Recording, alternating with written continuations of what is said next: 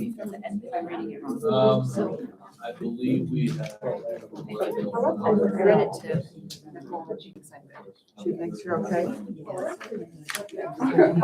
Did you decide we were okay? I did, yes. Okay, then you can send it. So he called me. Cheyenne today. As far as I know, so much.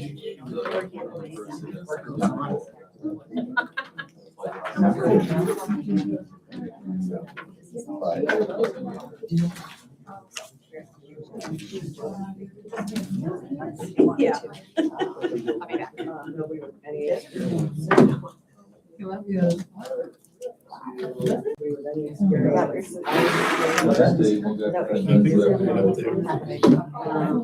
I'll be back. It doesn't matter because it's hearing matter. They get pulled over and they, a lot of people get confused because then they're thinking it'll be another 2 hours before they draw blood. They can metabolically go back and Somebody that's an assistant baseball coach for Yavapai, retired military high school experience. Nope, that's not the one. The one that I heard of was special ed teacher. Not Annika, it's, That's her partner. And Came from, integrated, so they have what it is. I'm from somewhere in the valley, so we've been in Prescott for a while. Kids. No. No, it's just. they got something. Some drive, some late. No, I believe that they Yeah.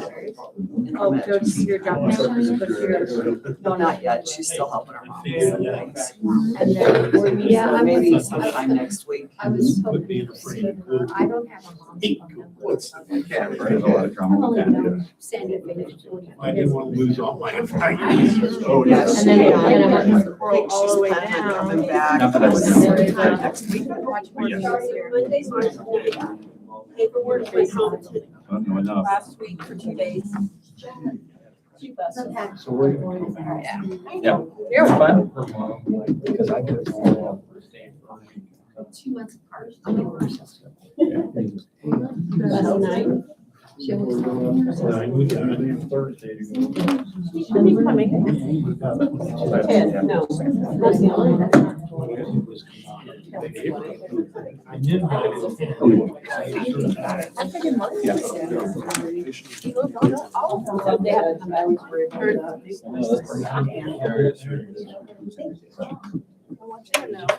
Yes. We just told a situation today, how long? I know. There's probably.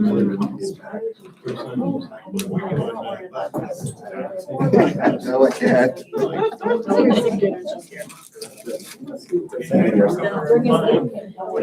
That's what I figured. I don't have much to say, so. Yes. No, I'm just busy. Good luck. Savings.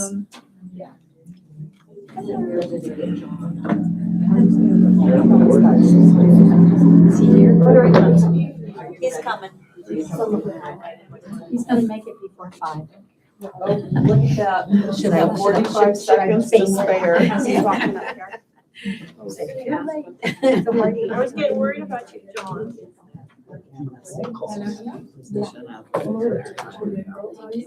My secretary though. Everyone needs secretary. We're gonna find out tomorrow. Yeah, tonight try It was an English teacher. Might be really long. I'm gonna try. Verbose. I just don't follow the edge. I'm always Marty, the real, the real challenge will be the stack that I have to sign. Is there a stack? Is that there's not a stack? I mean, if there's a stack. I don't see a stack. Okay. I left the signature for you. Oh, okay. Yeah. Good evening, everyone. Thank you for joining us tonight. If you are able, would you please stand with me and join me in the Pledge of Allegiance? I pledge Allegiance to the flag of the United States of America and to the republic for which it stands, one nation, under God, indivisible, with liberty and justice for all. Thank you.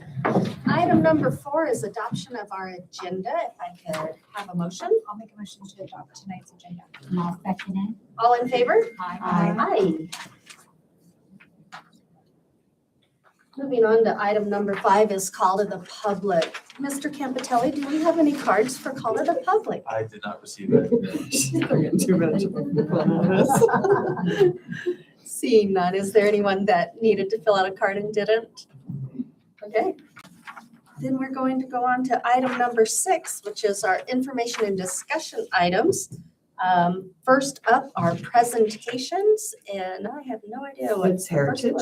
it is. Heritage. Miss McGill, please. Come on. My clicker, thank you.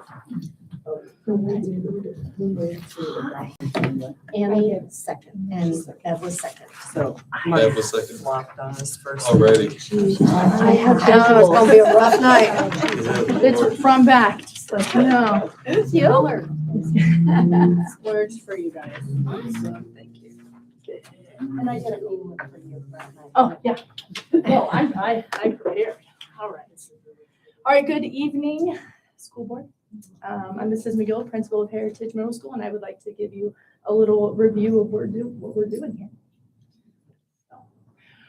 As you know, we are in school improvement. So school improvement means that HMS has been identified by the Department of Education for additional support based on state assessment results. I didn't want to go into it specifically on the presentation, so I printed out really how it breaks it down for you, so we were not here all night. So how we got here is our academic growth or lack of academic growth. So this is our AASA spring scores. This is for ELA. So you can see the red dotted line. That is where the state average is. And you can see how we've got close in 6th grade last spring, but in 7th and 8th grade, we were below the state average. Next one, shocking. It is math.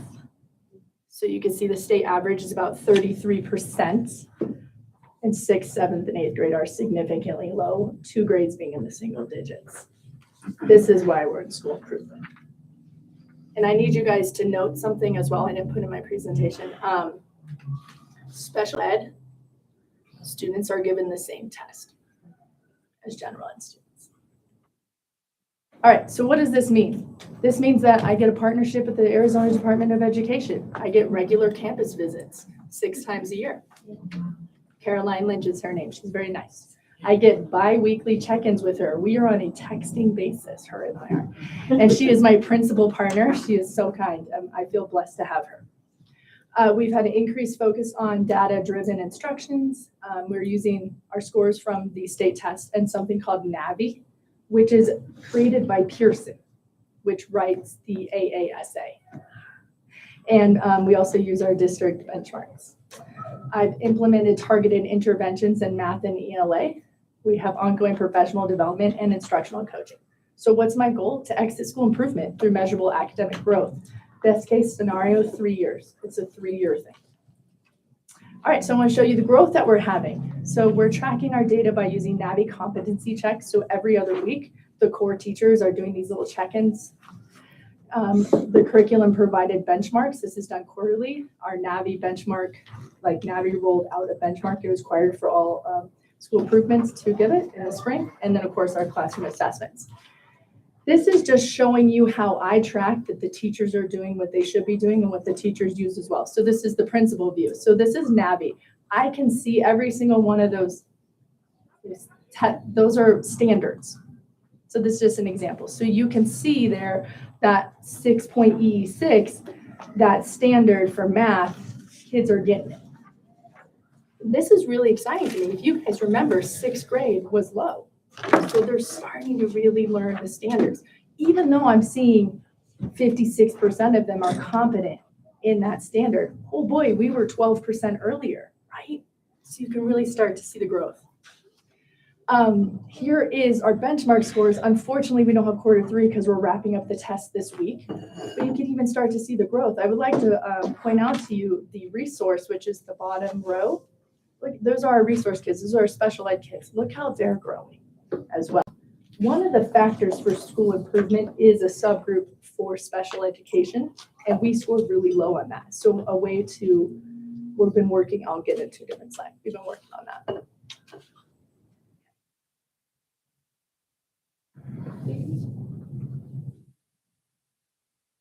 Austin, will you click it? It stopped working on me. Yeah. All right, so HMS, we had in the spring, the Department of Education, my principal partner, required us to give this this NAVI benchmark test. It is a snippet. It's kind of like it was only one test per grade. Some were math, one was English, and it mirrors what the AASA is supposed to be. So you can see that we have had growth. If we were to take the AASA at that moment, we would have had growth except in ELA. So I've been doing tiered intervention. Tiered intervention would be Friday school. So we have targeted math intervention. We are averaging 30 students every Friday that come in for math intervention. It is so exciting. The entire math department's there. We have advisory academic intervention. So advisory, you can think of that as our homeroom. We've been pushing math all year, except now we've pivoted to ELA. We're focusing heavily on vocabulary. One of the initiatives that we pushed out this year for all staff is trauma-informed teaching practices. So keeping the kids in the classroom, not kicking them out when they have a trauma, like an overreaction to something that's trauma-informed. And then administration, Mr. Campitelli and I have been really supportive with our tier 2 and tier 3 interventions. So if the kids are really naughty, pull them out so all the other kids can learn. Another thing we're working on is culture and engagement. We came up with a new mission statement as a leadership team. So it's Ignite the Spark. I took the leadership team up to Lowell Observatory and we did a little leadership retreat. We've started this thing called bite-sized learning to ignite the spark. That's monthly choice, mini PDs for the teachers. But the best part is it costs us nothing. It's led by staff and district leaders, an hour a month.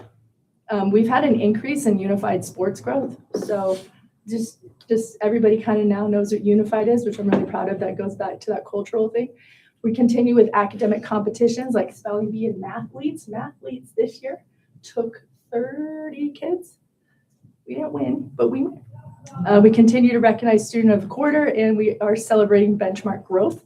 I got the idea from Ms. Bryce. We're giving him ice cream. Thank you, Ms. Bryce.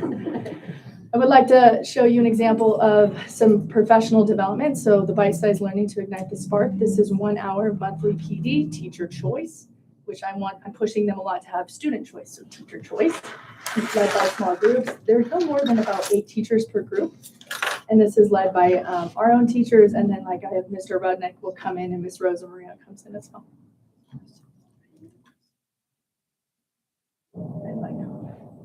Maybe. Oh, thank you. All right, so one of the factors that the state also looks on for school improvement is attendance. So we're averaging 93%. We're doing this by having attendance, the attendance letters. We have an attendance team that meets. We're doing truancy referrals, so we have 15 so far this year, and then working with the SRO and the JPO, which is the junior probation. So that seems to be working well. Congratulations on attendance. Yep, thank you. Really good. You just learned what the state average is, right? Well, no, I'm nervous, so what? It's like in the 70s. 79. Wow. Yeah, it's in the 70s. And because she's nervous, I'm going to toot her horn for her. Heritage received an award for their unified sports program last week. Yeah. Do you want to say what it was? No, you got to miss your I can't campus. remember what it was called. It's I know it was your class. ESPN. but- Yeah. So we received the ESPN honor roll for unified sports. So on the West Coast of the United States, Heritage was picked as like the best school for this. And essentially it just shows that we are very inclusive. So SPED and Gen Ed, that we, it was inclusion, it was leadership, and there was one more. There was 3 things that we had to meet. But yeah, we ended up meeting those. So we were like the top dog on the West Coast So that was the ESPN honor roll. We got a nice little banner that'll be hung up in the gym and then a plaque. A huge banner. That's cool. You'll see a little push out on the social media soon. We're building a little thing. All right, so we have had also with all these positive changes we're having, we're also seeing a reduction in out-of-school suspensions and in-school suspensions. So we've rolled out the school-wide trauma-informed practices, right, with Tessa Brock. With that, all staff has bi-weekly reflection cycles. This is my front office staff. This is the janitor, not the janitors, but the day porter, admin. We all have this. We have a stronger classroom interventions that keep students learning, right? Mr. Campitelli and I are trying to keep them in the classroom. There's clear behavior expectations across campus. You're not going to see the difference when you go in from classroom to classroom. When we had a counselor, we had collaboration with the counselor and the safety team for student support. We've also increased our restorative conversations between adults and students. This has been huge. Just a quick, clearing the air instead of the kids being mad. Let's just have a quick conversation with you and the teacher, be the neutral third party, work through it, get back to class, let's get this done. And then we continue to have our relationship with our SRO to address vaping, bullying, and fighting, which is a reduction. So, all right. Sorry, we go back one for me. Thank you. So I broke it down by special ed discipline and gen ed. So I'd like to focus on the sped ed discipline. If you look here, in blue is in-school suspension, and in orange is out of school suspension. So you can see our in-school suspension has decreased and our out of school suspension has decreased for special education students. Okay, so then the next one is the general education students. This one has been blue again, is in-school suspension and then out of school. And to me, I'm most proud of the out of school. The out of school decreased from 64 to 37. Why do you think that is? Why do I think that is? The trauma informed. The trauma informed, yeah. Why don't you explain to the board what that is? The Kind of the gist of it. Tessa Brock. Yeah. So we do a PD. We've been doing a PD all year with Tessa Brock, and trauma informed means just to realize that all students, not all students, most students are dealing with some sort of trauma, and for the teachers to remember that before they get upset with the students, and to have that in mind, in the forefront of their mind when they talk to the students, so that obviously the behaviors are coming from somewhere. We all know that kids usually don't do something just to do it, although it's middle school, sometimes they do. But a lot of times the big behaviors are usually because of a trauma. So and not only to just keep that in mind, but to really get to know the kids and to make sure that they know what the kid is going through. So that helps with our out of school suspension, I think, because those are the big behaviors usually. And getting to know the students really brings those behaviors down. I was Consistent going to say expectations. relationship building. And with the trauma informed, it's having the teacher also recognize that maybe they're having a reaction and they need to be the adult in the room and calm themselves down and then deal with the small thing so it doesn't spiral into something bigger where Campitelli and I are suspending them. That would be a big thing that we're doing. But those are big numbers. And consistent rules across the whole campus is huge too, I think. And every other weekly reflection, I'm not allowed to read those. I just get little summaries of what the themes are. So Tessa Brock and I have monthly professional developments that hit the themes that we're seeing.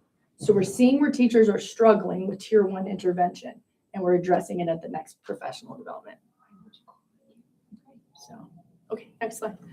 All right, so I have had some staffing challenges. We've had 2 teacher vacancies this year. So they fall break, I lost a PE teacher, and then winter break, I lost a science teacher. But they have been filled with dedicated substitutes. I feel blessed. They come every day and they're in it to win it, and they've really become part of our culture, which is great. I've also had a loss of a school counselor just mid-year. Did not get that staffed again. There was no applications for it. So Mr. Campitelli and I are counselors. And but the staff has been adapting to it, and we've maintained strong academic focus. So, and then we're committed to igniting the spark. So what's next for Heritage? I'll let you guys know the plan for next year. All right. And I want to point out, Caitlin, that the teachers who left were people who were new to the profession, and it was far more than they had anticipated. I'm not sure what they thought it was like, but they were very overwhelmed and left the profession to go back to prior professions. So I'll like to point out this picture. And this picture right here was our recent PD day with Tessa Brock. She came out, and I, because I'm an alumni of Embry-Riddle, I got to rent out the chapel. So we had this beautiful view, and it was fun to get the teachers off campus. And it was all staff at that as well. It wasn't just teachers, parents, everybody was there. So it was fun to get together and do PD. But so for next year, I continue to work with Caroline Lynch, right? It's a 3-year, can you go back for me? It's a 3-year commitment. So this summer, her and I are planning an ADE-led professional development to prepare staff for co-teaching. So right now we have co-teaching in math, but we're gonna also be incorporating that in English as well next year. So this is part of my school improvement plan for the 26-27 year. So we have a week-long PD where the great thing about having Caroline Lynch is I get free PD. It's not costing me, I just have to pay the teachers to come. So that's great for us. So we have dedicated, and then with the plan for next year as well, to follow up with just the training, we're gonna have monthly time for the teachers to work together and really hone in on their co-teaching skills. All right, and the next. So we're gonna be 7-8 model, right? And I'm really excited about it because we can really be intentional in what we're doing at Heritage, right? So of course, we're gonna continue to focus on becoming an academic culture, right? And then I'm gonna be very intentional about being team-based, having those structures in place. I've been very intentional about my staffing, which has been really great, and how we're gonna have schedules and systems in place. So be just taking advantage of those opportunities and continue to build on the positive momentum that we have seen this academic year. So, all right. And so Heritage will continue to build on this momentum and committed to igniting the spark. Any questions for me? I have a couple too. Yes, Do you want to go yeah. ahead? Okay, Marcia. What's the percentage of children with special needs you have in your? About 25%. Yeah, that's about 1 every 4 out of Right. 4 children. So I'll just call her Caroline, my ADE principal partner, and I are discussing next year how if 25% of every class has a special education kid, how can I increase my teachers' knowledge so that they're even more prepared? So that's like an underlying professional development that we'll be having throughout the year. I mean, having them test with the typical children, the same test, that's kind of tough, you know, but I commend you for what you're doing. You're doing a great job. Thank you. Bringing up those scores. I have a question. Yes, ma'am. Do you know where we rate as far as compared to other middle schools when it came to our percentages? Are we really low? Are we in the norm? No, we're really low. So we're low, but I want to, I'll remind us of a couple of things. Last year, 2 years ago, Humboldt's Glassford Hill Middle School had an F from the state. So, and we have a D. Mile High had a D. And so as far as school letter grades go, because of the way schools are evaluated and just all of it, that in the area, everybody's pinging pretty close to the same letter grade. Humboldt closed Glassford to erase the letter grade and move them to the other campus and gave them a new name so they could start over. If you flip over on the back, you can see what they want. I mean, they want 60% proficiency. Right. I mean, really, as a parent, I want like 100% of my students to score. So I have a question. I'm say a new parent. Yeah, I'm yeah. not a new parent, but I'm a parent considering bringing my kid to Heritage. Right. Why would I bring my kid to Heritage? What would you say? Yeah, so I guess the question is, why do I bring my kid to Heritage, right? I mean, I bring my own kid there every day. I just bring my kids to the schools. The teachers are teaching. There's learning happening, and it's great learning, and I prove it. I'll bring them to my campus and I'll show it to them. You can walk into any of my classrooms, you will see kids learning.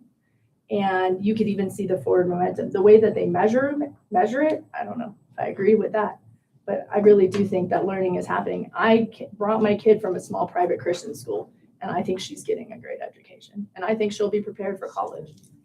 So One of the ways that they were dinged on their letter grade was not enough of our special ed students were in general education classrooms.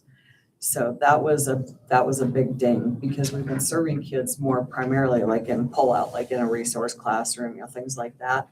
And so Nicole and Caitlin have been working this year through the IEP process to rewrite the kids' IEPs, to provide them more time in general education setting, because that's something, like you're seeing the benefit in the scores as they've worked hard to do that. Kids are receiving instruction at a higher level. And they will also get credit for having more kids in an inclusion setting. The state values inclusion and gives us points for it, and takes points away from us if we're not doing what they want us to do. and we were actually barely a D. I'd like to point that, I Less believe. than a point. Yeah. Just like It was less not than much. even a whole point. So we're gonna get a beat next time. Oh, Probably not, but. yeah. Appreciate your positivity. I'll take your positivity. I just think that you've implemented a whole lot of improvements and reforms, and it's really fun to see. It looks like there's been some growth, and I commend you for that. Thank you, I appreciate that. Any further questions, comments? Nope. Great, thank you. Keep up the good work. We're on sparklers. All right, item 6B, superintendent's report. So, Ms. Davis. CVHS Student Council? Okay, not on here, so. Is that a? Got it. Okay. Okay, alrighty. So a couple of things that I wanted to chat with you about.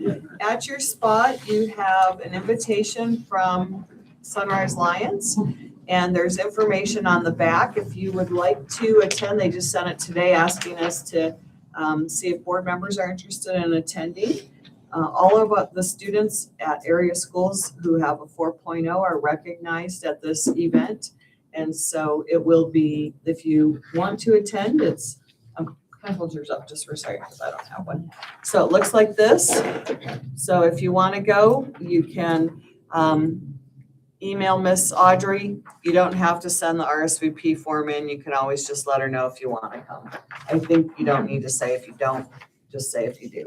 So I wanted to give you that. This is the first year they've invited governing board members. So I thought that was kind of cool. All the other years they haven't. And then you have prepared for you a list of events that will take place between this board meeting and the next one.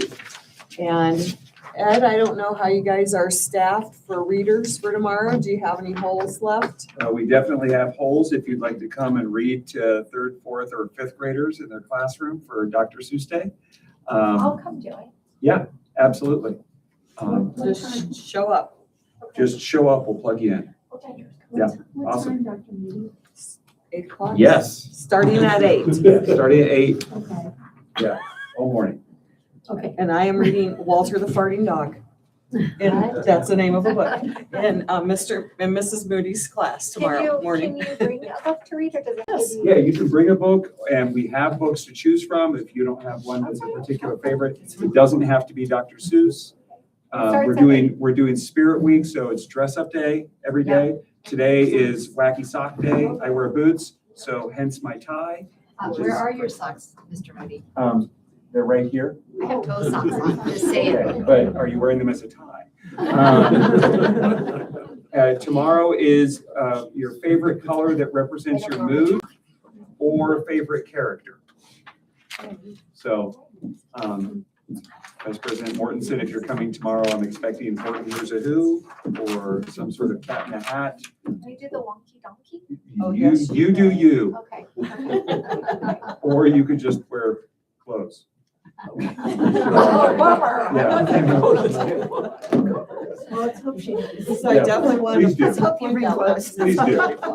Regular clothes and So it's really fun. So that's tomorrow at Del Rio. Thursday, we have coffee with the superintendent at CVHS. That's outside behind the office. So if you want to do that, we've got some baseball and softball games going, the blood drive, cookie with a cop. So there are all kinds of fun things to do between now and the next board meeting, should you want to make yourself available. The next thing that I wanted to point out and share with you is the classroom spending report from the Auditor General. I sent you a link to that, and there's also a link in your packet here. The Auditor General releases a report every year for all regular geographically bound school districts, so not charter schools, talking about how much money, what percent of the operating budget is spent where.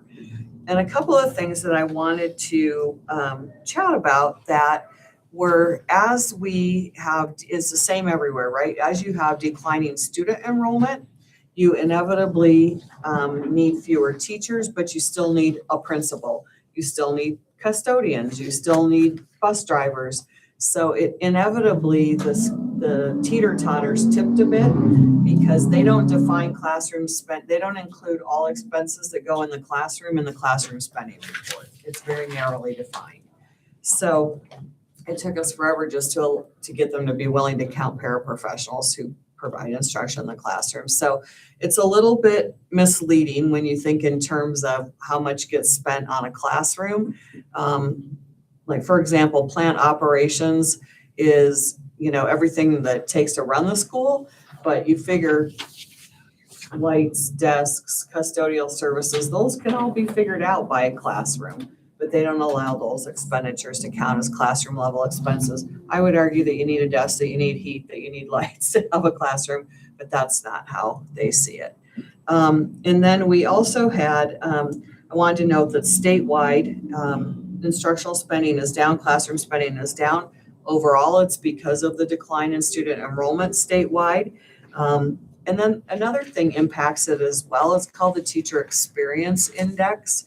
When we have teachers who have lots of years experience, then of course they make more money, so it's a higher percent.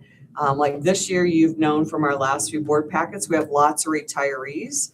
And we won't replace them with people with 30 years experience because they're not usually looking for jobs, and it's usually a pay cut if you change districts with that many years of experience. So that means our classroom spending will go down simply because of the number of years of the people who are in the jobs. So there are lots of things that impact it. I also wanted to talk about, on this report, they had a segment on inefficiency. And the inefficiency was based on data from the last 3 years that they had combined. It's the first time that they've had an inefficiency report, and they reported like statewide. One of the things that they reported on and said schools are operating inefficiently because they're maintaining empty classrooms and empty space. So as school districts are like abandoning buildings because they, need to close schools, the Auditor General is dinging them for continuing to maintain unused space. We all know, we've all seen it, right? Just driving around our own community. If there's a house that's empty and isn't being cared for, it deteriorates. And the same is true of classrooms. Just because classrooms are empty or buildings are empty doesn't mean a school district can just put a fence around it and walk away from it. So it's very interesting to me that what they're choosing to call inefficiency when those are things that are largely out of the control of individual school districts. One of the things, John and Marty and I had an opportunity last Thursday. You'll remember a few months ago, the Auditor General released a report that they had never released before with all kinds of new statuses for school districts, and approaching high risk was one of the status points. And our school district was found to be approaching high risk for declining enrollment, and control that, for moving money from capital to M&O, which we're legally allowed to do. And we had squirreled money away in capital during COVID so we could choose to move it later, so we were dinged for that. So Marty and John and I, the Auditor General's office requested a meeting with us, basically to scold us. And then to just check a box that said they had a meeting with us. So they started the meeting and I said, we've read your report. And I said, let me list for you all of the things that we are doing to address these concerns. I shared with them the statistics about the number of students in charter schools, the number of students who are taking the ESA, the number of students who are being homeschooled, the number of students who Prescott Unified runs buses out here to pick up and take into their schools. By their own admission, Prescott does that because if they didn't come and take our students from us, they would be underwater. They have no problem putting us underwater to keep themselves above. So I went through all the things we're doing, all the reductions in spending, all of the something that will be on our agenda later tonight, that entering into contracts to lease unused space because God forbid we should be inefficient for having empty classrooms. So we went through all that with them, and I would say once we shared with them all the things that we were doing, I think they were satisfied that we're doing everything we can and more. So I thought overall the meeting was productive. Thought we shared with them thoroughly all the things that we're doing to remove ourselves from the approaching high risk. One of the things on their approaching high risk, so is declining enrollment, maintaining unused space. Another thing was our debt service, because we have debt service on the track and debt service on the housing. And so we got winged for having debt, that we need to pay our debt. So carrying debt, even though lease purchasing is perfectly legal, well within our capacity to do so, they also had deemed us approaching high risk because we had debt we were paying off. So it's very, these categories have never existed before. They seem to be very politically motivated. State treasurer wants to run for state school superintendent. So there appears to be political motivation in all these brand new categories that really aren't statutory categories at all. So it was very curious, but I felt like we were prepared for the meeting and had adequate answers. John had good numbers for them, and it lasted maybe 40 minutes or something like that, and that was it. So we did have the meeting. That was last Thursday. And then just a couple things I wanted to talk about. We're continuing to turn over every stone, looking for savings. During February, Selena Ramirez, our transportation director, and I met with Humboldt. We figured out a way to outsource our major bus repairs to Humboldt. They have a larger cadre of mechanics. Our lead mechanic position went vacant in December, and we decided not to fill that. That was a position freeze.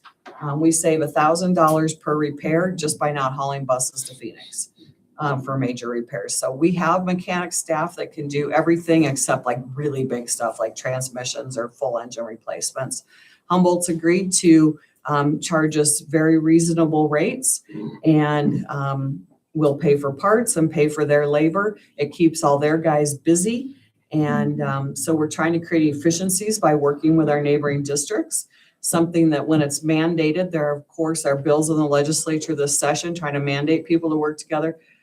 I don't know how it worked when you guys were little, but if your mother told you had to play nice with your sibling, it didn't always work out so well.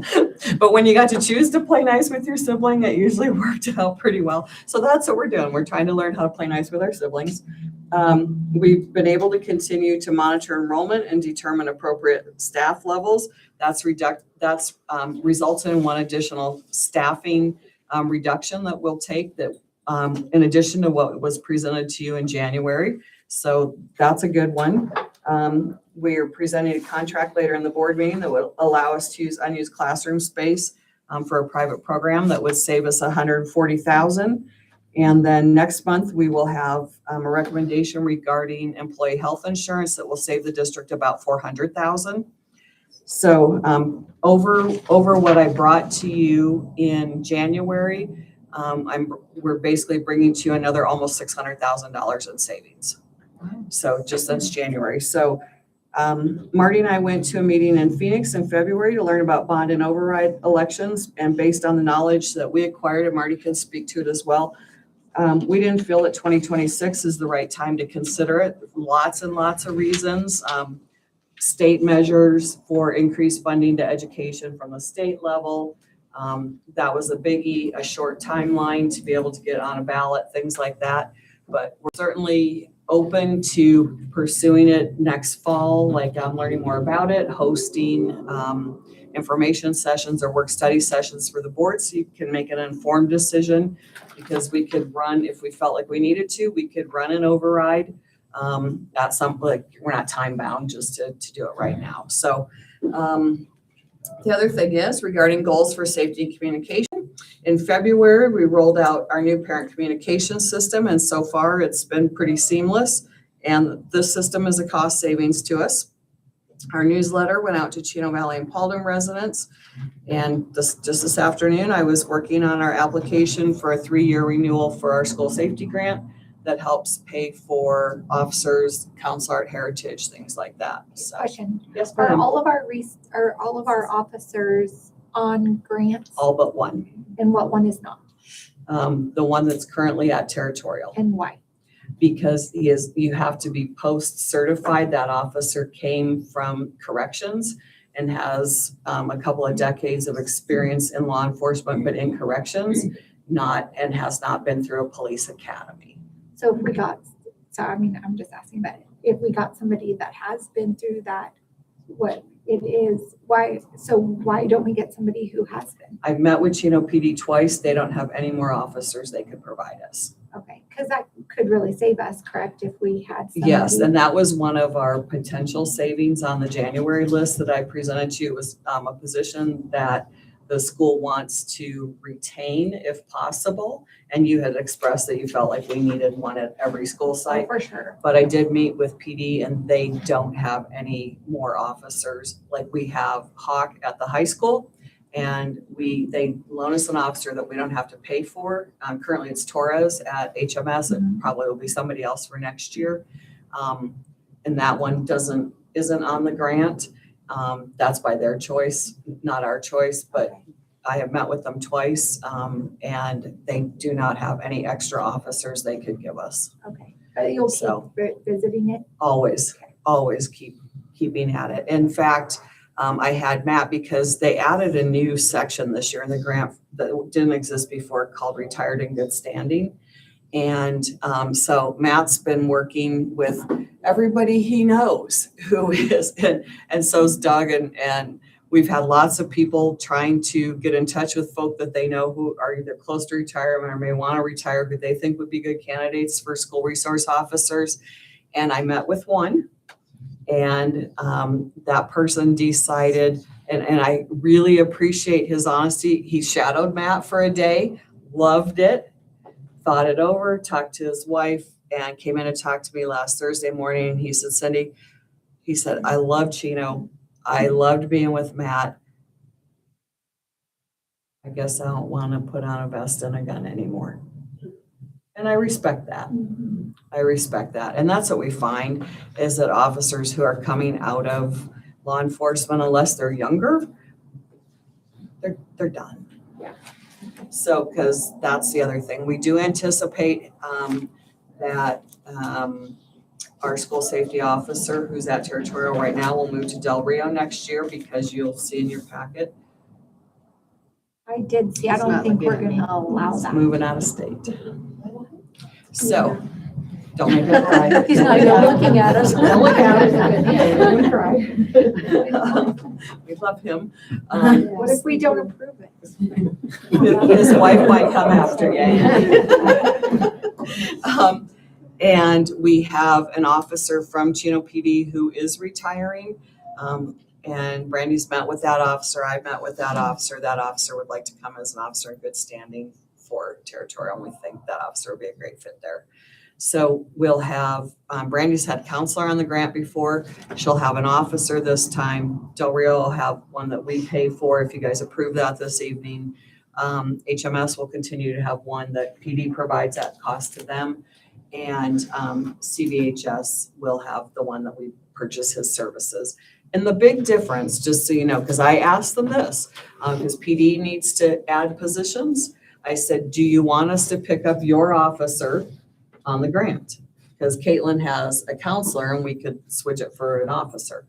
I said, do you want us to pick up your officer? So then that frees up money for you to add a position at PD.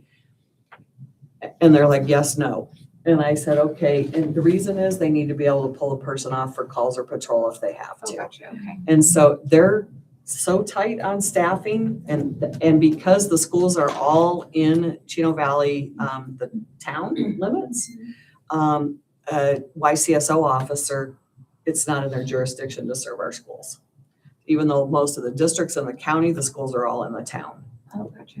So, yeah, I've tried about 20 angles to make it work for the last couple months, and this is Best one. the best one so far. So, Okay. anyway, those are the biggies for this month, and I'll take any questions that you might have. I just, the school I work at, we have officers even from Clarkdale, Jerome, all over coming in there.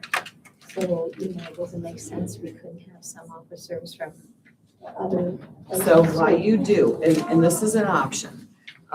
There's something called ODM, which is it's the off-duty management system. We could apply for officers through ODM, which would mean that, so if we apply for one for Del Rio, we would have a different officer who's off work that day from any jurisdiction in Arizona that wants to pick up the job. So it would literally be a different officer every single day. Yeah. And ODM officers are about between $800 and $1,000 a day. I just thought of that. They're double. No, Yeah. I think it's important that the children have consistency, the the same person. And the relationship. Yes, the relationship. Yes, I would like to point out that Officer Matt. With one T. With one T in his name. That when he started with us, that he didn't hug and didn't do, and now you might note if you go by Del Rio in the morning, he's got music out there and he's dancing. And he plays catch with the kids and I see kids hugging him.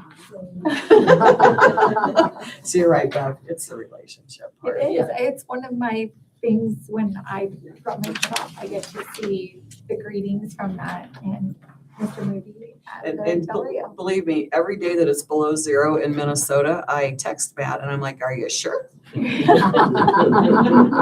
facts. Ingrid, any questions or comments? Thank you. Ladies? Thank you. And Julie, I don't want to move on yet if Leah's coming. No, I don't believe she is. She's at track. Okay.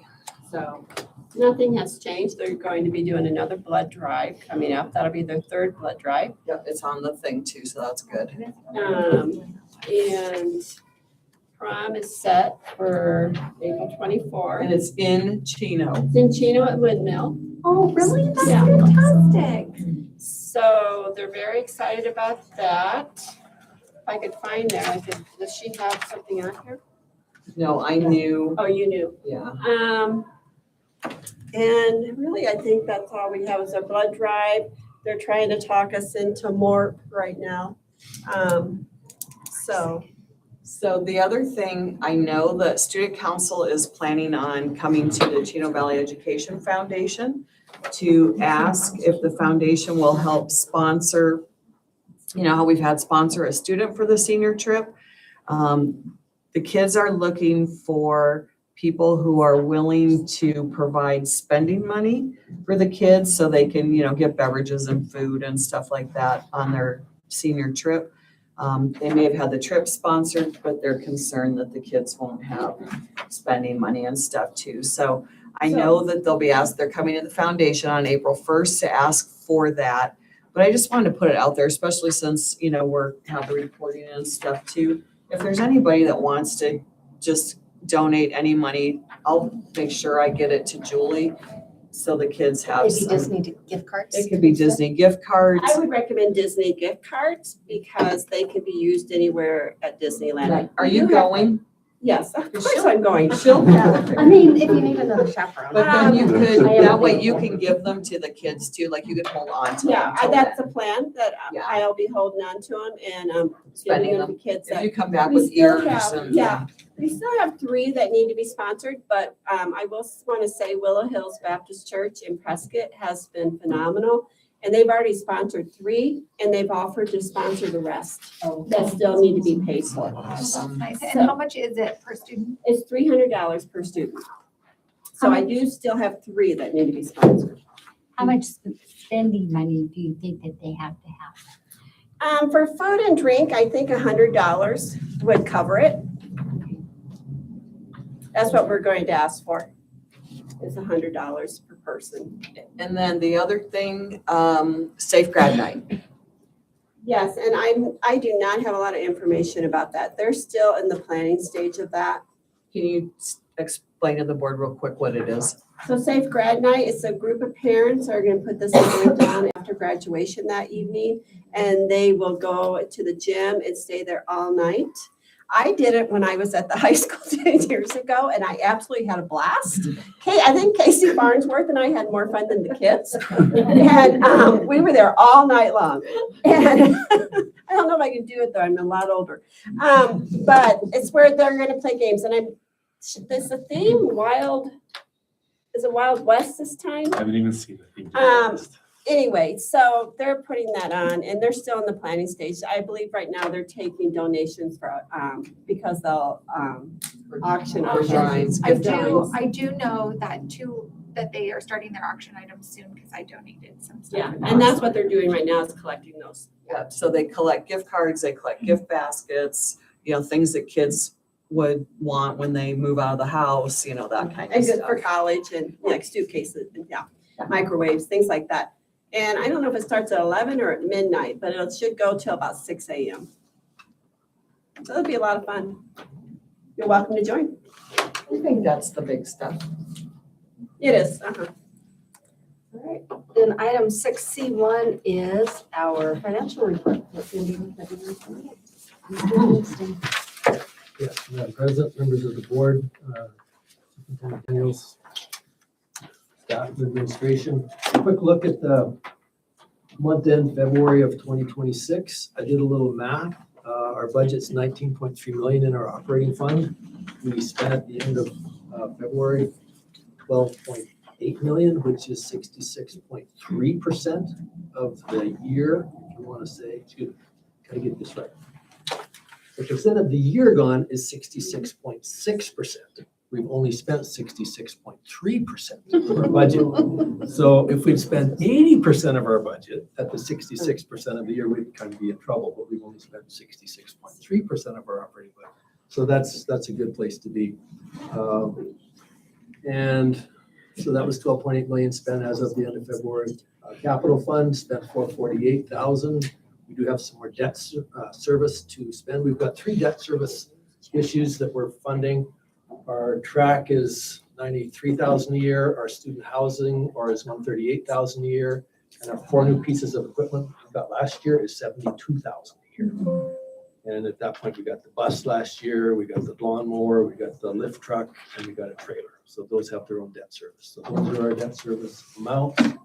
And we know the track of the many houses can't be repossessed. But we wouldn't want a black mark. That's right. That's right.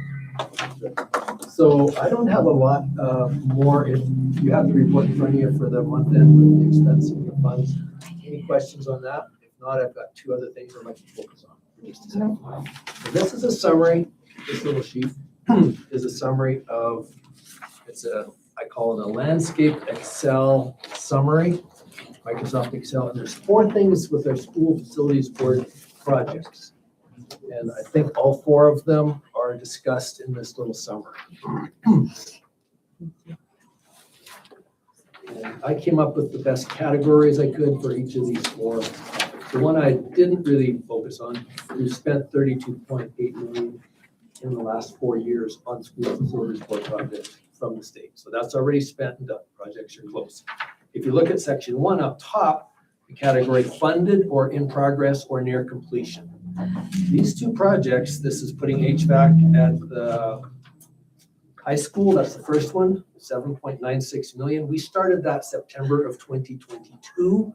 We are now into the 43rd month, pushing 4 years to finish that. It's very close to being done. Our maintenance department was here, maybe Steve could even, well, I don't see Chris here.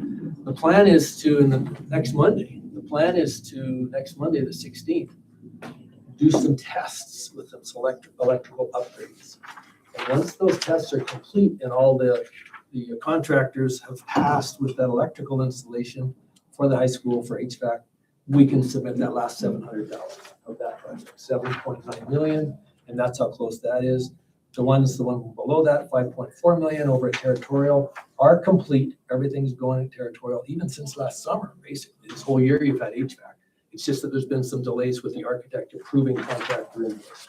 That's really close to being fully paid. So those are the only two that we started, say, before July of last year, and they're nearly finished. Those two. The next ones are recently awarded, and there's 9.3 million there.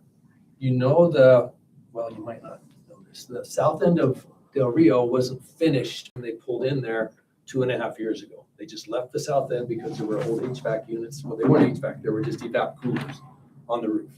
Is that correct? They've never used them. So you've got this big. Well, there were some evaporative coolers up there, but we had a chiller system that was from like 1980 something. So At the time was still working. They had some AC that was questionable a bit, and the CO2 levels got higher, and so they left that completely. Now they're doing it, and that's a brand new project there.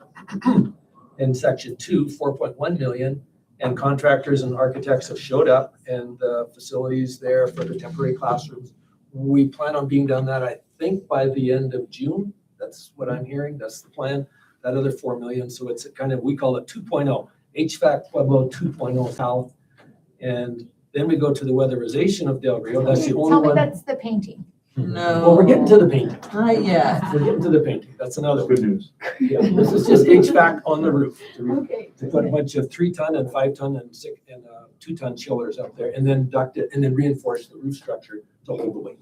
So that's the first one there and recently awarded. The second one is weatherization, very good. And that's had some cost increases. That's at 1.1 million. That's been awarded, and we've got our contractor and we've got our construction architect there for that, 1.1 million. They haven't started. The holdup there is they have to have a 24-hour period at which at no time does the temperature go below 40 degrees. And Chris Sheriff thinks that'll be about April 1st, our facilities guy. So that's when they'll move in. And that's the word painting, and that's what happened with the south side of the high school front entrance and the north side of the high school. Just Gorilla Snot and Silk Oxy and any kind of combination you want. And it's about almost 1/8 of an inch thick, and that weatherizes the building. But paint's a better word. So 1.1 there. And then the new classroom construction, the 4,038,000, that's very close. I believe the architect designs are any day now. I think Superintendent Daniels has had, 14 meetings with them? And Tomorrow's our last meeting on the plans at 1:30. We have like one last thing, and then it'll go to engineering or go to the construction company for all their workups. So that's within striking distance. We applied for that April of 2024. December of 2024, I was in Phoenix talking to the school facilities board. That's when they gave us the 4,038,000, I should say. So those ones recently awarded, but not really in progress, just slowly, barely gets our 9.3 million.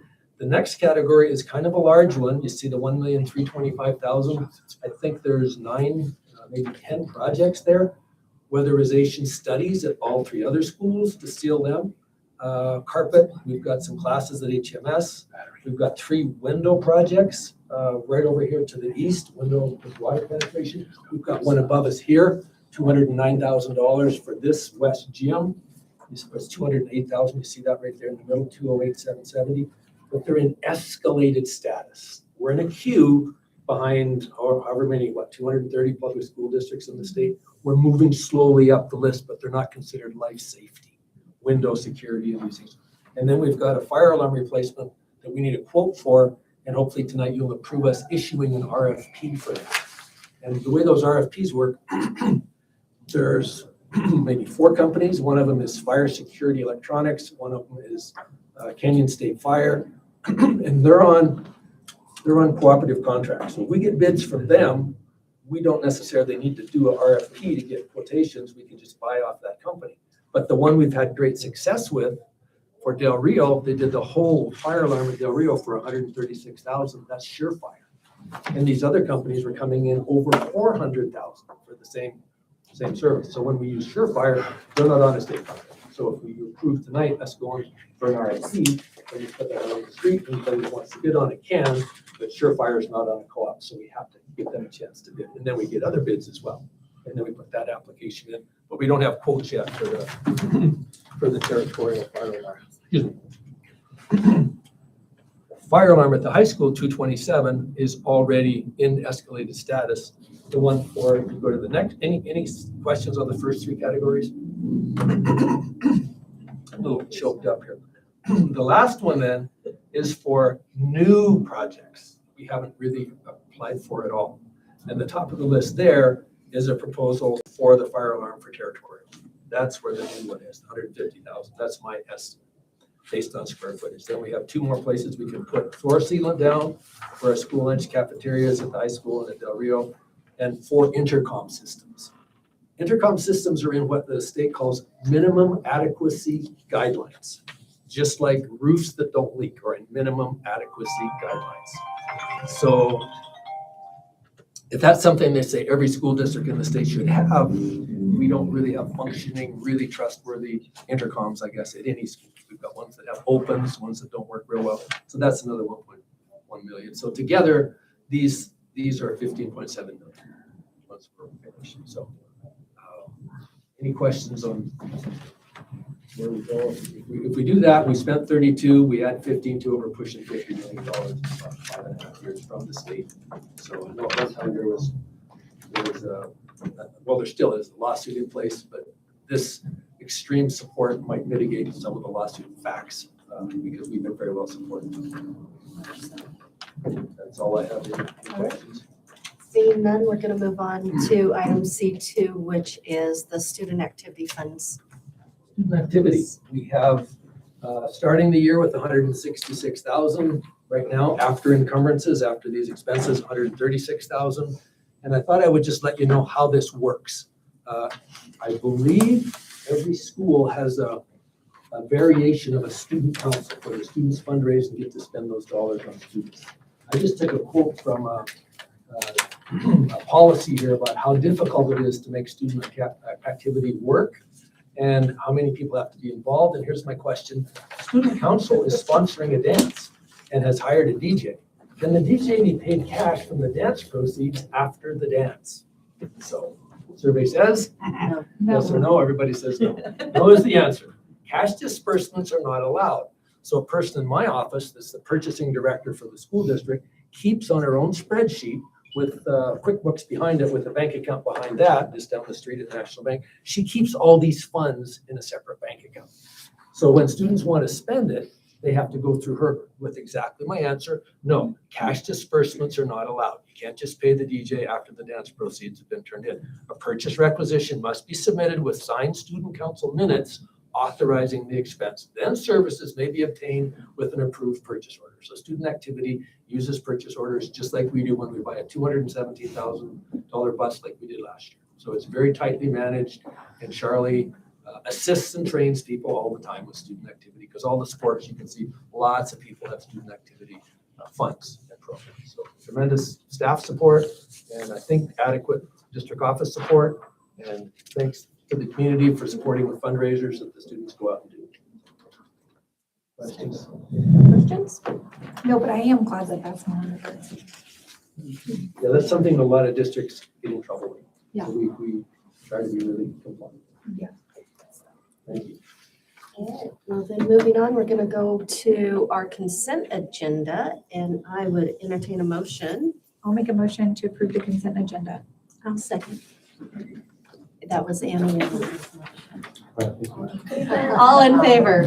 Aye. Aye, thank you. It's gonna take me just a second to get to our next one, which is item number 8, personnel report. 8A is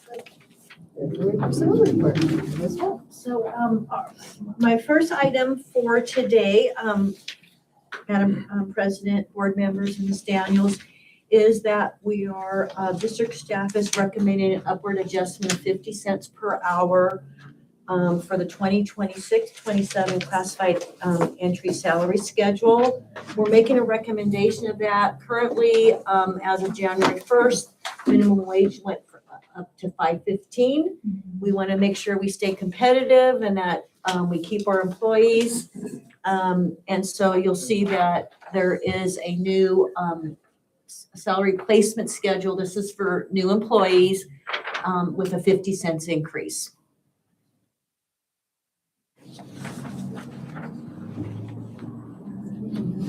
Is that not in that one? Yeah, this is not, It's the classified entry schedules, page 97. 97, sorry about that. No, it's not your fault.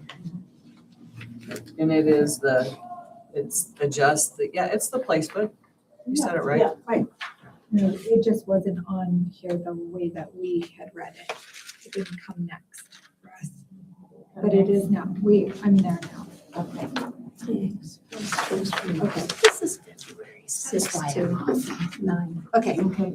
I don't have, Oh, it was? yeah. Was this the Marcia? No, it's on it, so we have the wrong print. We have, some of us I think have Have February's February's print out. agenda. You have February's? And so that's where we got caught. We missed Miss We're okay. Cheyenne. We're okay. We're okay. Sure. We can make, yes. I'm just giving you the information I needed to add. Page 97. Yeah. Thank you. Thank you, Miss Annie.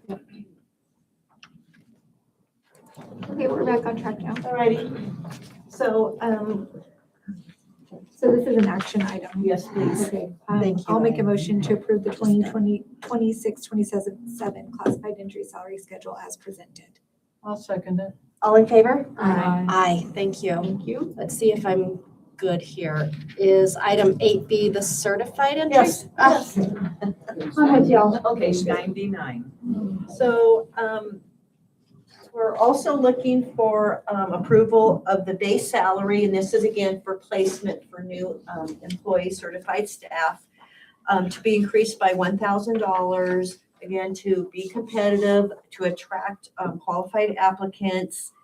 And, this includes, the new one includes, you'll see a difference where we've included the classroom site fund in there. So anybody that's looking for a job will know right away what the total salary is. We used to have a kind of like with the base, and then we said that there would be an additional classroom site fund of 16.5. And now we just included it all together because that's hard for some people. I know what, I know what I make and doing all that math. And we find that we are competitive. And so competitive that we've had some fully certified, really good staff from other districts come and join us for next year. So we're really happy about that. So in order to keep that up, we were asking for your approval of this certified entry salary schedule for teachers. Are you good with this? I have another data sheet Oh, I can distribute as well. Good question. And then I appreciate that question. You can go back to I think a couple one here for the February meeting, and we approved a budget increase Yep.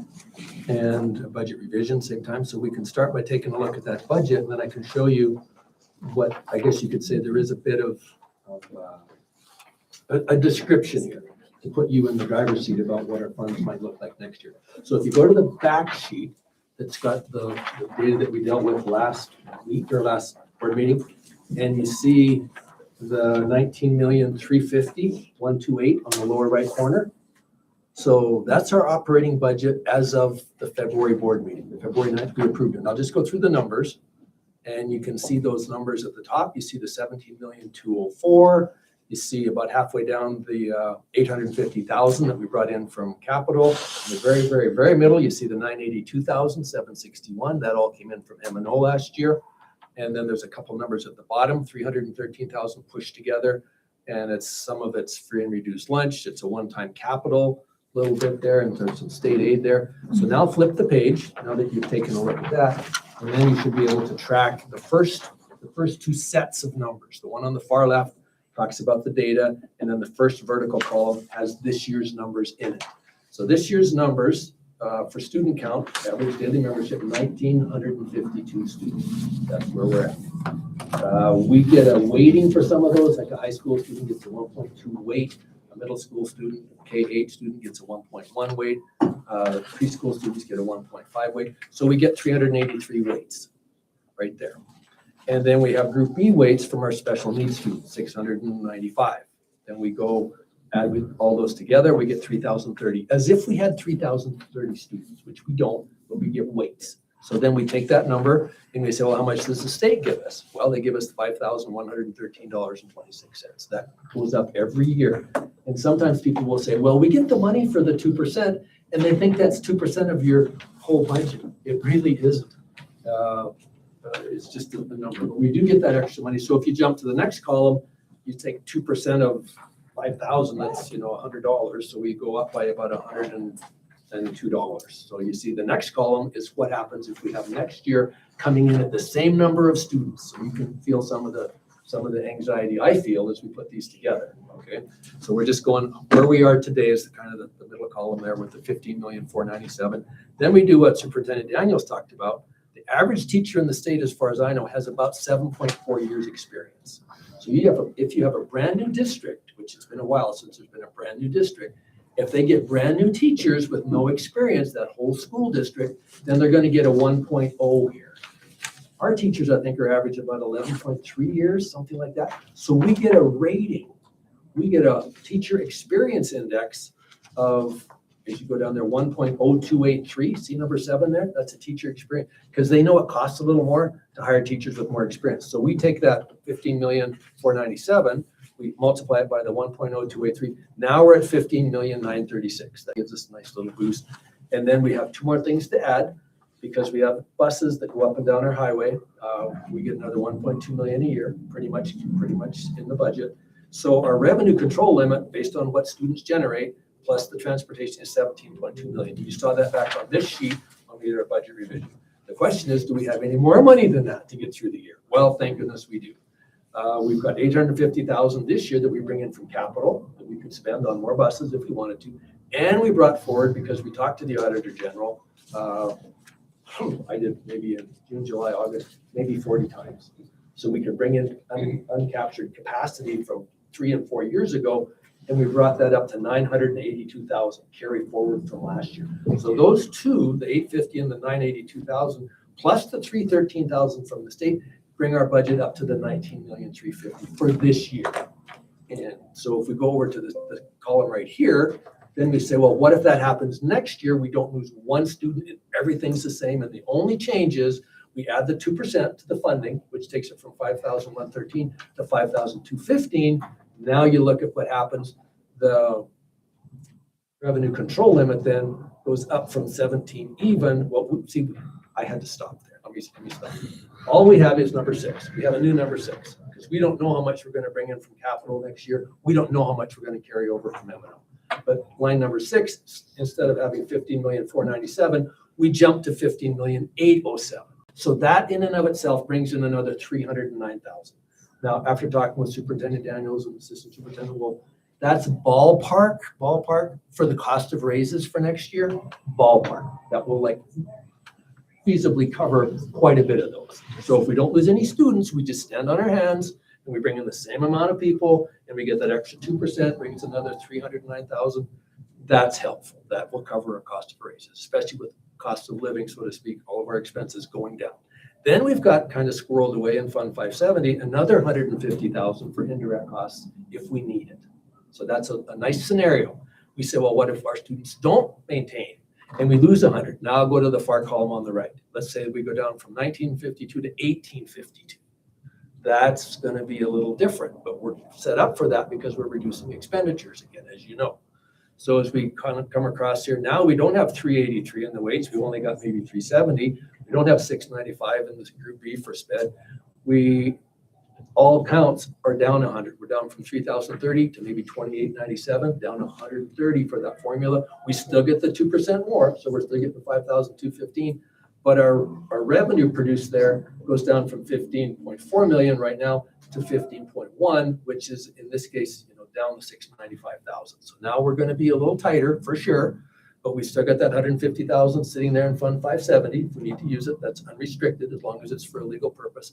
And then we might have, you see my last number there, the 850,000, we might have to still do that in capital. And all I can say is all our administrators, doesn't matter if they're transportation director or the principal, they all know that 3 years ago we were spending 2.4 million in capital, and this year our budget's the 778,000, and we're going to come in at about 700,000. So they know we're tightening our belt in capital. If we have to transfer to M&O again, we can do it. We think we've made enough cuts in operating costs that will be between scenario with no reduction in students and the worst case, maybe 100 down. We still think we can offer raises to stay viable, to stay competent, to be a going concern, to be a thriving school district. I think we can work this in. Okay. And that, and the average tenure of the teachers, which was at about 11, so we're fairly certain we can keep that 1.02. I can't say much about that. I know we have some. We've hired some experienced Yes, teachers. we hired- And- most of our and teachers are experienced. This doesn't account for all the cuts either. Yeah. This only accounts for actual expenditures. It doesn't account for all of the cuts we've taken. And I guess like for me, too, I've been on this board for a while and been presented with a financial decision that we didn't have the facts on. And one person was telling us one thing, and we didn't really ask our financial person because we were trusting the supervision of somebody, and our district could be in better shape if we wouldn't have made that decision, but nobody really pointed us, and we didn't really know that we had the option. So I really appreciate you giving us this and showing us what could happen, and then also letting us know that we're okay to go ahead and make this, Well, thank you. to approve this. So I really do appreciate that. Thank you. And that's where I accept the job and I love my job. But I don't know our budget really until this time of year because we didn't know our 100-day count, which determines this count right here, until February 23rd. So if we stick to, and remember Inger brought this up, remember John, that some of those expenditures might have been more staff related than student related. So if we stick to student related costs, I think we can really tighten these clearances up because there's not a lot of room for movement. I can't guarantee every year we'll have that 982,000 carried forward from M&O, and I can't guarantee we'll have the 850,000 to bring in from capital. But as long as we just focus on student outcomes, I think we can stay on the same page. Thank you. Okay, good to know. All right, well, we're still on. With that, I will yeah, go make ahead. the motion to approve the 2026-2027 certified entry salary schedule as presented. I'll second. All in favor? Aye. Thank Item you. 8C. So my next item is an entries a salary schedule for speech language pathologists, occupational therapists, and physical therapists. And in my investigation and looking at other districts, they clump them all together. And so I went ahead and came up with a entry salary schedule that is competitive in our area. And I'm asking that you would approve it. And again, this is just for entry level or anybody new. Okay. And it's very competitive in our area. Any questions or comments? Yeah. Like we tried to aim for like in the middle, not be like, Let's make sure there's no questions or comments? Well, I'm thinking having this 4-day school day, four-day school week has helped bring people into. they're not willing to take a pay cut for it though. Right. Yeah. No, but I'm just saying that it's helped. Yeah. Bringing people in the big. And it's really important with the amount of students that have special needs that we get those specialists that they need in order for them to make progress. All right, Then I'll entertain a motion. I'll make a motion to move to approve the 2026-2027 speech pathologist, occupational therapist, and physical therapist entry salary schedule as presented. I'll second that, Marty. All in favor? Aye. Aye. Item 8D, classified hourly rate increase. All right, since we made our entry salary schedule for our classified staff increased by 50 cents, we want to do that also for our staff, our current staff, so that, that they don't, we wish we could give them more, but this is within our budget. We 50 feel like cents is a we're start. comfortable with it. If we're doing it for entry level, we want to do it for all of our classified staff. And we're closely with John to make sure that we can afford this. And we appreciate his input. For sure. I'll make a motion to approve the 2026-2027 classified wage increase beginning July 1st, 2026 as presented. I'll second. All in favor? Aye. Aye. Item 8E, our contract renewals for certified staff as well. So again, district staff is recommending approval of certified staff renewals. Staff is recommending an increase of $1,500 from M&O and $250 from our classroom site fund for our eligible employees. And these are returning teachers. And there's teachers and there's also eligible support staff that get counselors and some of our other staff. And so again, made sure we worked with Mr. Livingston. This is to Mr. make sure Livingston's that- recommendation. Yeah, to make sure he was happy and approved and that we can keep our staff happy and also ahead of that and that increase to our entry placement schedule for certified. Maybe they'll be able to buy a gallon of gas. Yes. I'll make a motion. Any questions? Yeah. Sorry. That's okay. Any questions? Yeah, I've got one Please go for ahead. John. Are you okay with this? Yes. I'll make a motion to approve the 2026-2027 certified contract renewals for certified staff with contracts to be issued by March 15th, 2026. I'll second. Thank you, Marcia. All in favor? Aye. Aye. Item 8F, administrator and director contract renewals. So,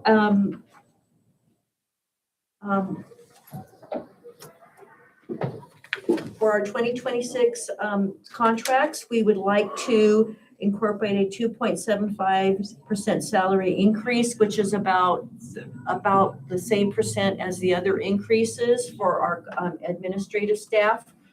And I gave you the information about the total impact on M&O would be 40,000 and including their employee-related expenses. Additionally, we have grant funding for some of our positions, which will cover $53,905 in salary and ERE costs of the assistant superintendent, our ESS director, and district nurse. And again, this has been blessed by Mr. Livingston. I'll make a motion to approve the 2026-2027 administrative and director contract renewal list. Before there's a second, may I ask if there's any questions or comments for either Ms. Wolf, Ms. Daniels, or Ms. Livingston? I'm just jumping. Just wish we could give more. But We had hoped to, but Mr. Livingston put our brakes on. I'm sure. All right. Yes. He keeps us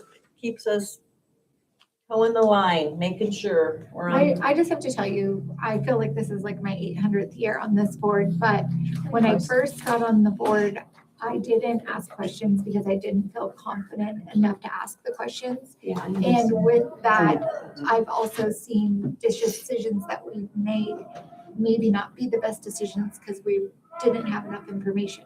So if I'm going to be the person that asks more questions, that's going to be me. So I just wanted you to know I trust you, and if I ask questions, that's why. We're grateful. All right, with that, we will move for a second, please. I'll second.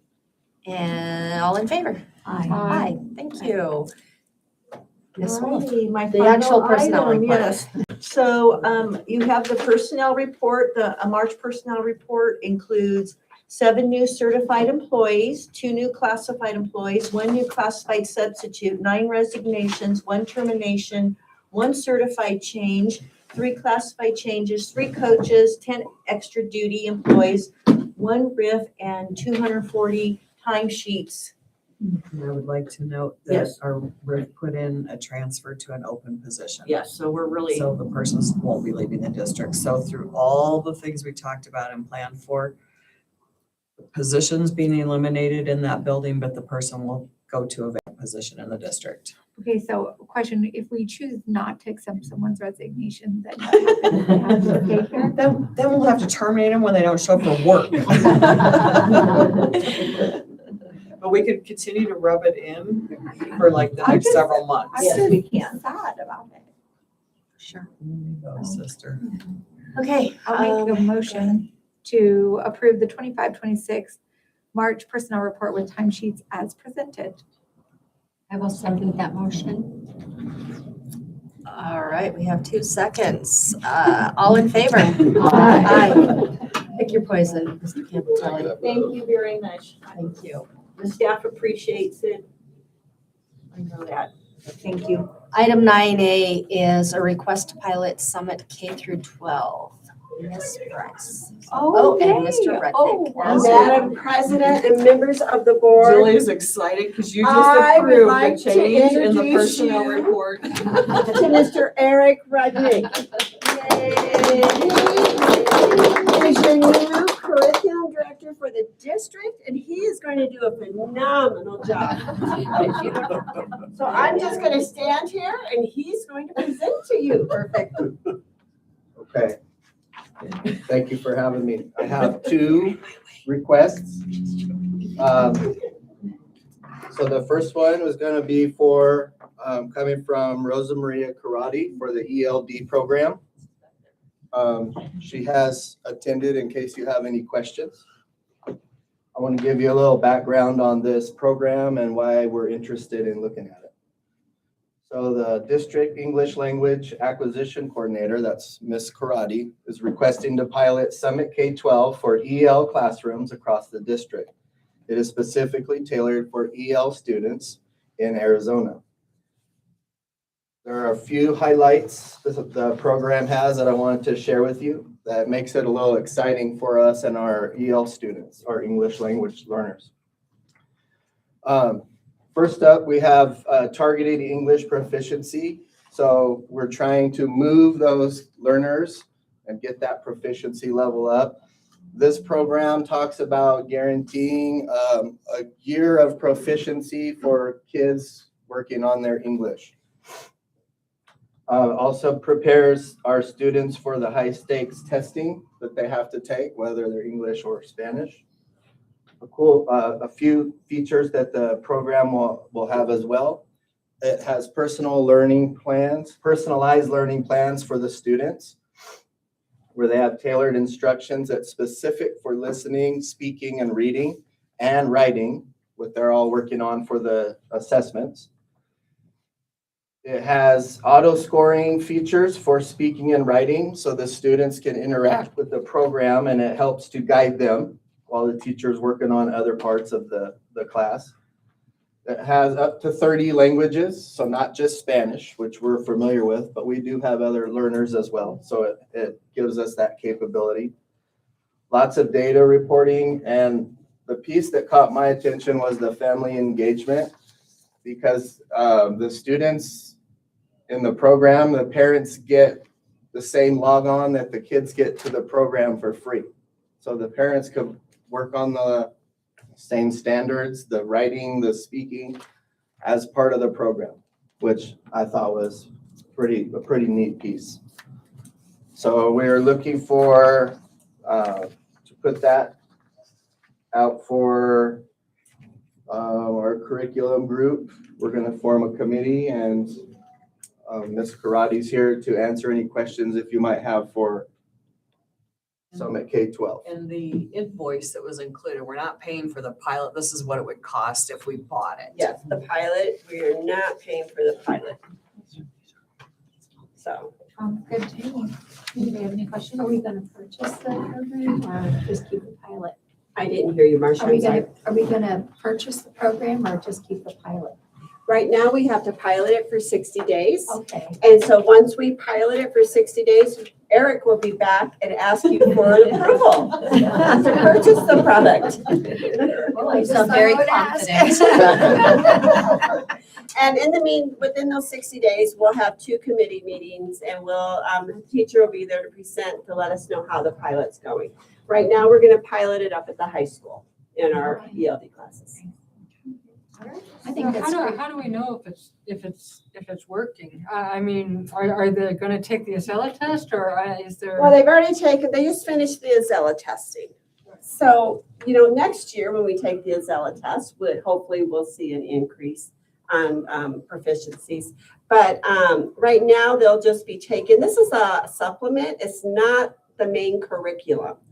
Okay, so we'll continue with our curriculum that we adopted last year for our ELA. And it doesn't have an assessment. It has an assessment, that's what it is, it's an assessment component. So we should see growth within 60 days. Hopefully we'll see some growth in the assessment piece. Okay, and that's for the students, not for the parents, right? For the students. So the parents are gonna be involved in this too. They can be. They can be. I bet that would be great for especially the Spanish-speaking families to help them learn English to communicate with and help their children with homework and, be involved in the school also. So we'll have a link available on our website so parents can go on or community members can go on or you can go on and preview it as well. And it'll be on our website for 60 days. So what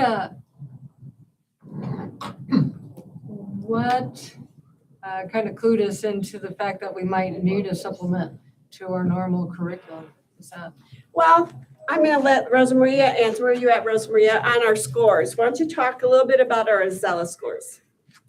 Sure. So can you repeat your question, please? I'm just wondering why we decided to go and explore a supplement. So we've tried several supplements throughout every year in the 6 years that I've been part of this district. We've tried one to try to fill the gaps. We know that all the curriculums that we have, there's always going to be gaps. And so this isn't a new need. This is a continuing need.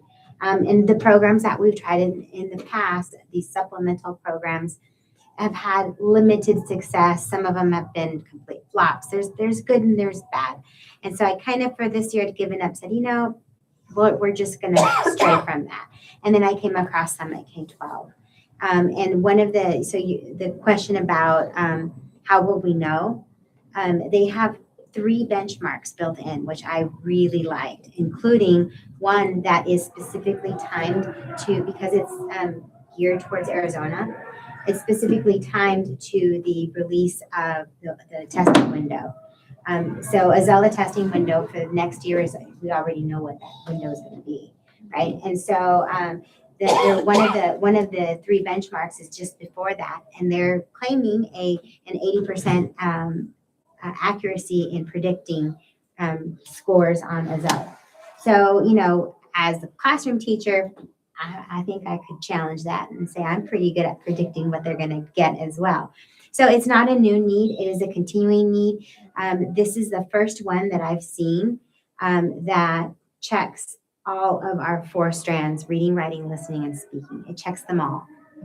And with the increased use of AI technology, they are the AI is responsive to the kids. And again, this is a first time I've come across a program that will actually, as the kids are speaking into the program, it's responsive to what they're doing. Which is phenomenal. Also the amount of data. So we'll be able to see, I feel pretty confident that we're going to be able to see whether this was a good fit for us or not, based on the lots of data that they get. Programs that I've tried in the past, especially for high school, which is why I really want to focus on high school and middle school as well, they assume a minimum proficiency. And so it seems reasonable to say that, an 8th grader coming in would have a 1st grade reading level, which is what they assume. But that may be the case in their first language. Not necessarily. And we know that at the high school level, the older they get, the bigger the gaps. Not all countries have the benefit of our education system. And so the kids that the older they get, the bigger the gaps. And they come here and now they're 15, 16 and realize, oh, I have to go to school. It's not legal for me not to go. And the gaps are huge. They maybe haven't been in schools for years. And so that assumption of a basic reading level doesn't really apply. So the need has always been there. I just haven't found the right one. And I'm super positive that this one, while there's going to be things, we'll probably come back in 60 days and say, well, I feel like it's checking more of the boxes, more bang for our buck. And I agree that that component of home connection is fabulous. The home connection, that would be like on the internet for the parents. It is a web-based program. So it is completely so there's no materials to hand out. It's all web-based. So parents don't come to this school. No, they get the link. Yeah, and of course the kids can also, we'll carve out classroom time for them to be on. But because it's a web-based, they can do it from home. They can do it during Cougar time. It's web-based, so they can get out of it as much as they put into it as well. About how many students in the junior high level do we get that don't speak? At the moment, the middle school has the least number. There are 24 students who we've identified as having a second language need. We service 21 of them. And at the high school, the high school has the biggest number of Yale students. We're at sitting at about 38 identified, and we give services to about 32 of them. So Wait, when you mean we give services to, what do you mean about the other ones? yeah, so the parents always have the ultimate right to opt out of services, Oh, which doesn't typically happen with the little ones. But as always, the parents can say, I don't want services, and they can sign. Okay. Yeah, and so it doesn't typically happen with the little ones. I mean, no, I don't want my 5-year-old to get extra reading and writing help. I don't want that. I mean, it doesn't really happen. But the middle school and high school, it is a class period. So in order for me to provide services to your EL student, I have to take one of your electives. Okay. So that's why it's a little bit more common at the upper grades. And you still do immersion too at the same time? Yes. Yes. Okay, thank you. Okay, next, ladies. Thank you. All right, Thank then you. I'll entertain a motion. I'll make a motion to recommend approving to pilot Summit K-12. And I will second that. And all in favor? Aye. I have a question. So does that mean you're moving out of the classroom? I haven't been in the classroom. No, he's been in IT. Oh, wow. He's been in IT, he's moving out of IT. Oh, you're moving out of IT. They took you out of IT. We're sorry, Larry. Right. Okay. All right. Maybe not that sorry, but No, you do, yeah. Actually, I get to go to all the Say classrooms. Okay. It's not my own classroom. Perfect. Now he teaches teachers. Yeah, I teach the teachers. Oh, good. Out of a good. grant. This one I'm actually really excited about. Item 9B, request to pilot school links for career prep. Okay. Okay, so our second program that we're looking for is also from the high school. This is put up with Mr. Pareda, so he's here to help answer any questions we might have on that. But let me give you a little background on School Links. So this is a career exploration and college readiness platform designed to help students discover their interest, build personalized graduation plans, and prepare for life after high school. Through interest inventories, career assessments, and goal-setting tools, students gain a clear understanding of potential career pathways aligned to their strengths and aspirations.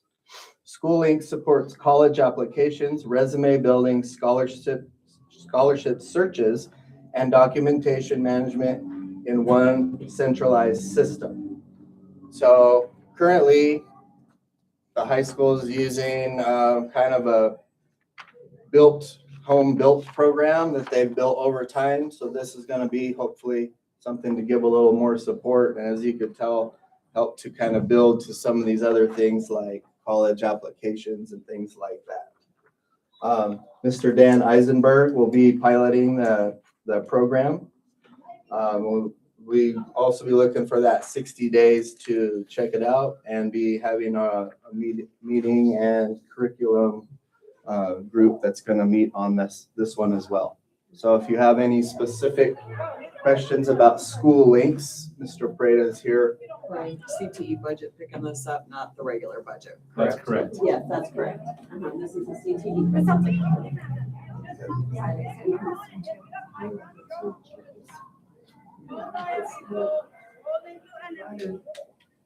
Choice of, items that occur, because there's schooling that they want to.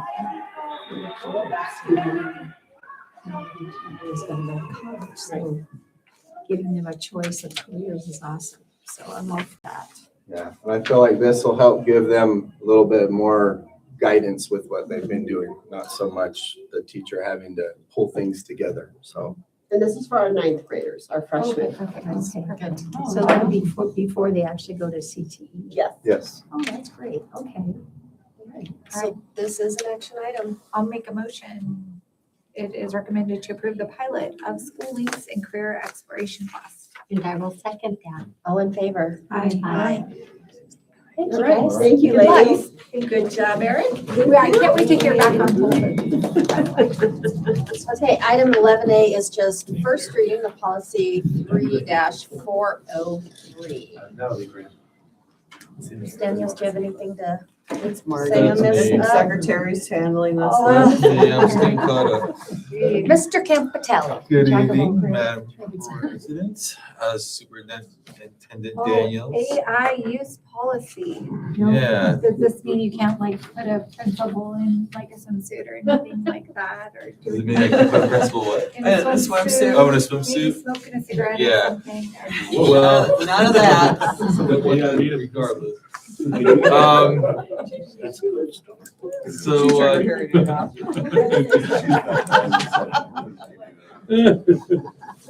About your picture. Your AI picture. Cigarette. Oh, we're not meant to, we're live. In a bikini. I look good. At her desk. At my desk. all right, tonight I'm You have to love presenting them. Good ones. a review of the proposed artificial intelligent use policy for Chino Valley Unified School District. As AI tools become more common in education, it is important that we establish clear expectations for the responsible and appropriate use. This policy provides guidance to ensure AI supports teaching, learning, and district operations while maintaining student privacy, academic integrity, and staff oversight. The policy outlines guiding principles emphasizing that AI must be used in a safe, ethical, and educational purpose way. It should not support nor replace human judgment. It also establishes expectations for both students and staff. Students may use AI when permitted by their teachers, but may not submit AI-generated work as their own. Staff may use AI to support instruction and professional tasks, but must review all AI-generated content, protect student privacy, and use district-approved tools when working with students or district data. This is intended to be a standalone policy, likely placed in Chapter 3 under technology, although the trust will determine the final placement. We are also currently developing supporting forms from the trust form bank to assist with implementation, which we plan on, is that next school board meeting? Hopefully we'll get all those forms done by then for your review.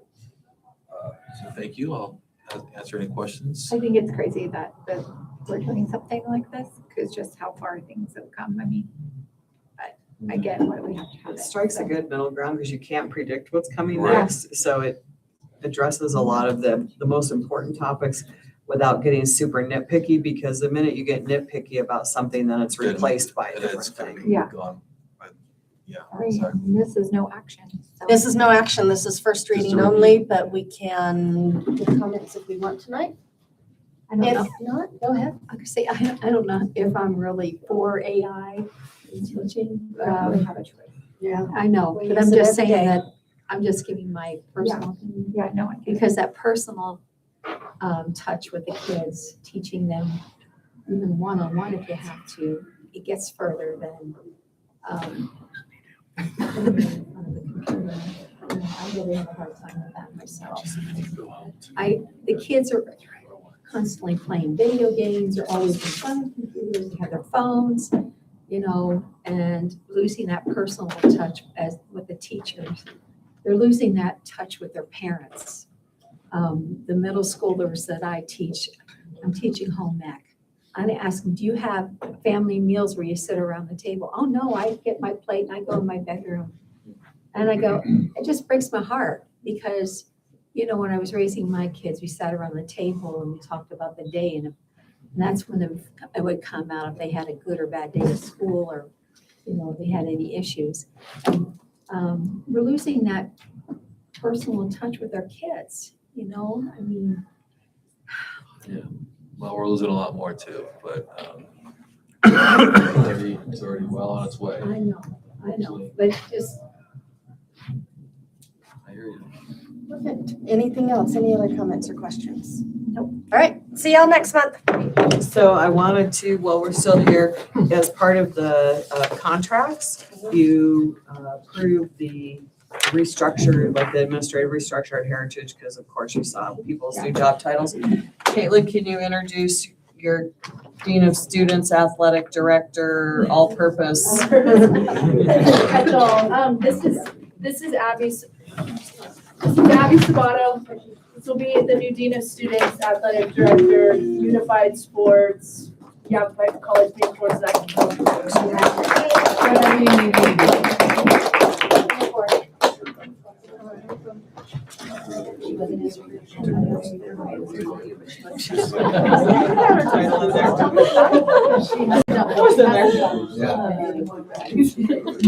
Here you go, Cindy.